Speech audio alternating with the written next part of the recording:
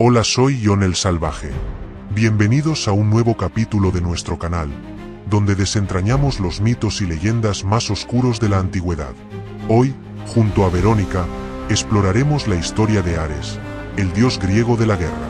Pero cuidado, esta no es una historia cualquiera, sino un relato cargado de sangre, traición y un misterio que jamás fue resuelto. Hola, soy Verónica, y ayudaré a Jon a contar la historia del señor de la guerra. Ares, hijo de Zeus y Hera, no era un dios adorado. A diferencia de Atenea, quien simbolizaba la estrategia y la sabiduría en la batalla, Ares representaba la brutalidad, el caos y el placer en la destrucción. Su nombre era susurrado con temor, pues donde él caminaba, la guerra seguía sus pasos como una sombra hambrienta.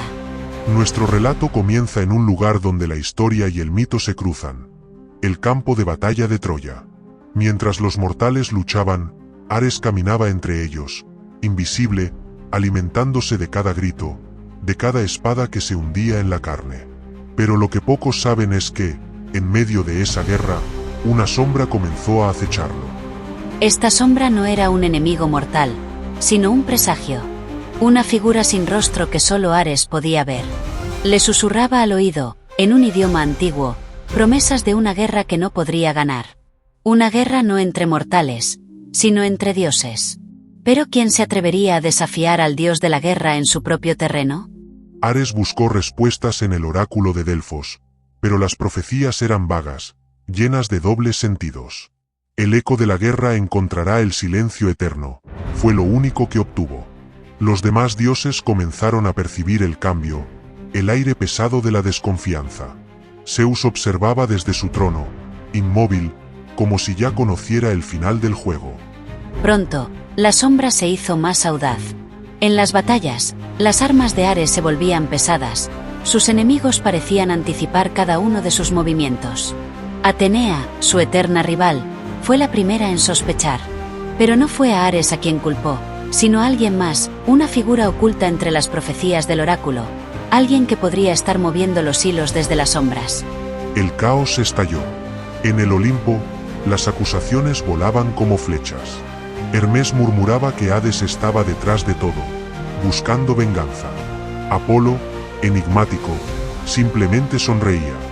Mientras tanto, Ares, debilitado, comenzó a dudar de sí mismo. ¿Podría ser él mismo el enemigo del que la sombra hablaba? El clímax llegó en una batalla en la que Ares se encontró solo. Ni dioses ni mortales acudieron en su ayuda. Y entonces, la sombra se reveló. No era un dios, ni un mortal, sino un eco, un reflejo del propio Ares. Una manifestación de su miedo, de su duda. Era la guerra que él mismo había creado, devorándose a sí misma. El silencio cayó. Nadie sabe qué fue de Ares después de aquel día. Algunos dicen que aún vaga por los campos de batalla, un dios sin propósito, un eco sin voz. Otros creen que, al final, encontró la paz en la guerra más difícil de todas, la batalla contra sí mismo. Y así concluye nuestra historia, dejando más preguntas que respuestas. ¿Realmente Ares fue víctima de una profecía o simplemente del peso de su propia naturaleza? La verdad, como siempre, se esconde entre las sombras de los mitos. Si te ha gustado esta historia, no olvides suscribirte y dejarnos tu opinión en los comentarios. Hasta la próxima, donde exploraremos otro mito lleno de misterio e intriga. ¡Hasta luego! Nos vemos en el próximo viaje al mundo de los dioses y las leyendas.